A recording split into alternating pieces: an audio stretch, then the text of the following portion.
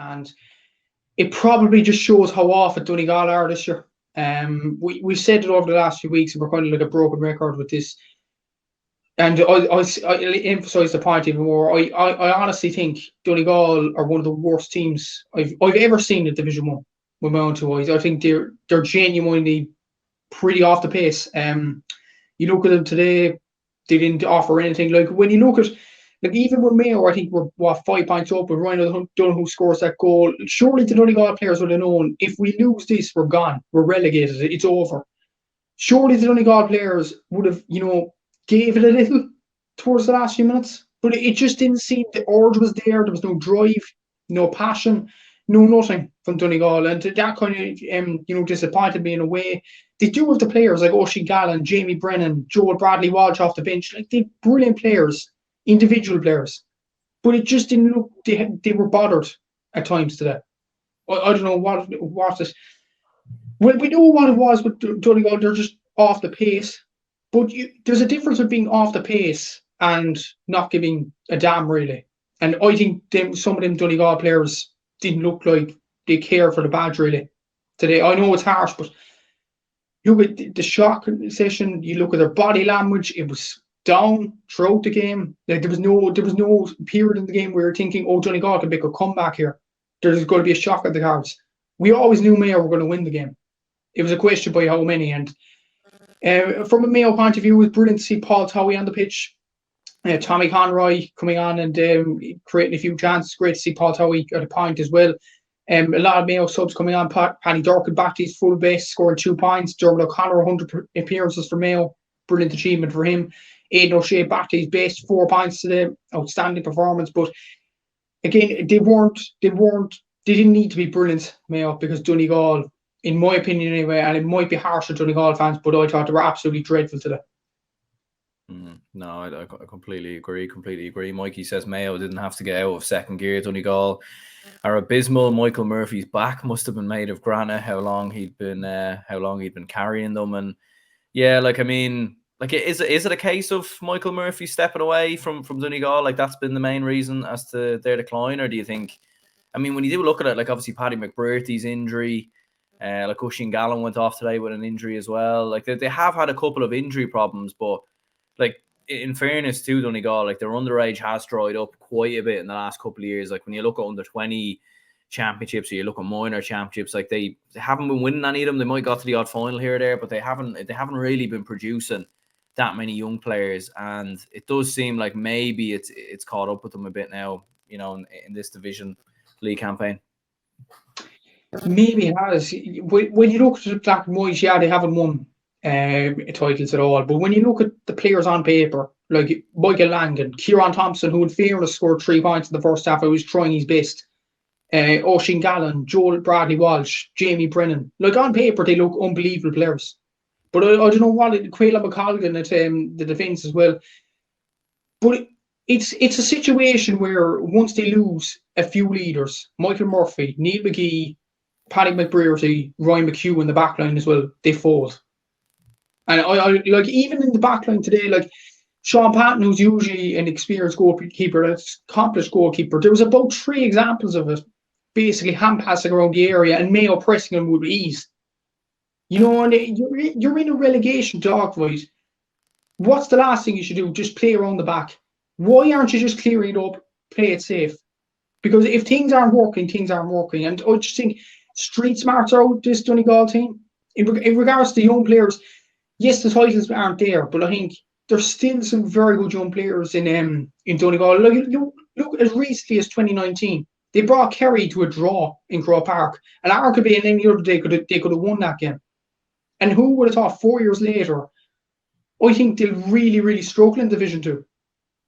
You wouldn't have said that about that Donegal team in the last few seasons, and yeah, it's amazing the drop in form. And I just wonder, like, there was rumours during the week that Jim McGuinness was up for the job, and then Donegal GA said, nah, won't take him on.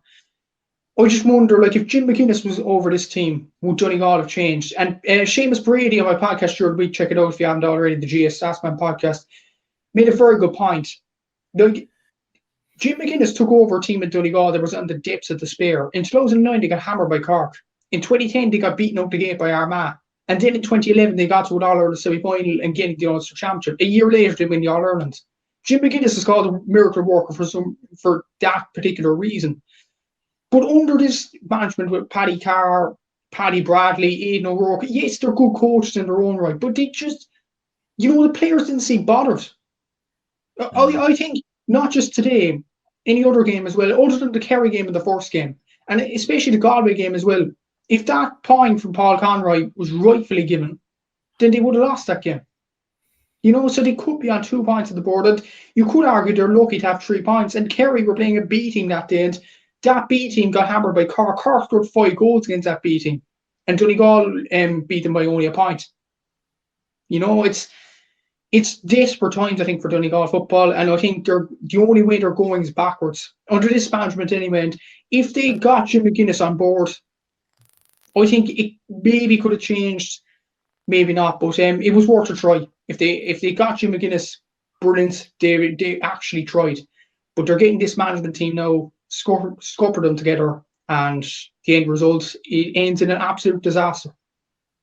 Yeah, and it's a strange one. Like if that was the case and that is true, like, and you'd have to take Jim McGuinness for his word, for what he said. Like, I mean, I wouldn't see any reason as to why he would lie about it. So it's a little bit strange that they didn't take him on, like, considering what he has done for them in the past, and considering, like, I suppose it's been no lie really that anytime a job comes up in inter-county management, Jim McGuinness is usually the man who's linked to it straight away, because he's the, as you said, he was a miracle worker with Donegal. So of course, all other inter-county management boards are going to want to try get him in, and it obviously has never worked. So the fact that Donegal had the opportunity to get him in what would have been the perfect timing, really, and they didn't. It's a little bit strange, but as Meadman says here, although Donegal have been good for the last 10 years or so, we're forgetting they aren't really football heritage per se. Only 2 All-Irelands. This may be the end of Donegal. Hope that's not too harsh. I suppose it's a fair point. Like in the early 2000s, they weren't like they kind of had a few. They were kind of a bit of a flash in the pan type team. They get to the odd All-Ireland semi-final, the odd Ulster final, but they never had any consistent period of success like they've had really from, we would say, about 2011 onwards, where every other couple of years they've been winning Ulster, they've been getting to All-Ireland quarterfinals, semi-finals, and obviously in 2012 won the All-Ireland, 2014 reached the final. So apart from those years, they've never really had a sustained period of success in their history. So maybe it is a case that it's just the end of an era, and they're going to have to rebuild. Exactly so, and I just think I even go back to the point about being one of them being the worst Division 1 teams. Like, I looked at over multiple Division 1 teams over the last few seasons. You look at Kildare last season, Meath in 2020. They might have lost games, but at least they went down fighting. I don't think this Donegal team went down fighting at all at any stage today, and that's just putting aside under 20 success and football heritage and stuff like that. There's another aspect of the game, and it's effort. I don't think Donegal actually put in the effort. I don't know, and maybe that boils down to the new management. Maybe there's just not enough, temperament there to succeed, or something like that. I don't know what it is, but in regards to success, they won 2 Ulster titles. That Donegal fans have said to me over the last few years, they had 2 Ulster titles, but I say back to them, you haven't reached all of the semi-finals since 2014. I've been banging on about this for so many years about Donegal. And yeah, the era seems to be coming to an end now, and it's going to be interesting to see how they get on Division 2 next year, because look who you have in Division 2. You have Louth. I think Louth on Cork Farm would beat Donegal.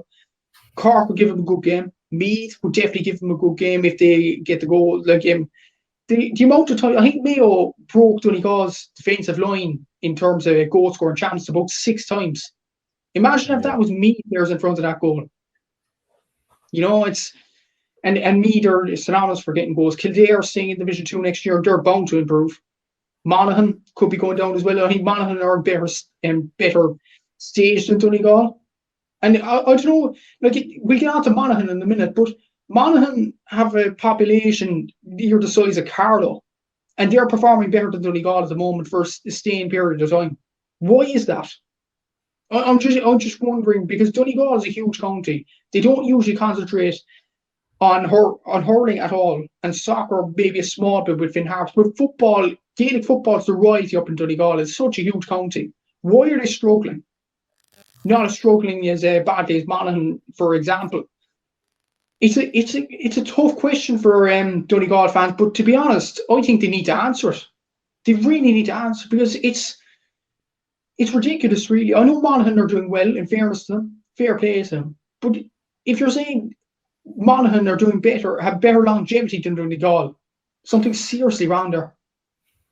Yeah, no, it's very odd, all right. Because even when you look at it as well, like Monaghan's underage, like they're bringing through, like it seems every couple of years that you're seeing younger players come through there, and I think we've all predicted maybe what's happening to Donegal right now, that would actually happen to Monaghan, where their underage would dry up and there would be a group of players coming through and everything else, but that actually isn't the case, and it's actually the complete opposite, really, where it's Donegal who are actually not being able to produce really at underage level and bring players through. But as you said, they still have great players like Michael Langan, Kieran Thompson. Michael Langan was a player that always impressed me, but doesn't really seem to be cutting the mustard for Donegal at the minute, along with a few others as well. Defensively, they've no structure. They're just absolutely all over the place. And maybe going down to Division 2 might be what they need to rebuild, but there definitely is a lot of work to do, because you certainly wouldn't have them as favourites for Division 2 in 2024 at this early stage, regardless of who joins them and obviously who comes up from Division 3 as well.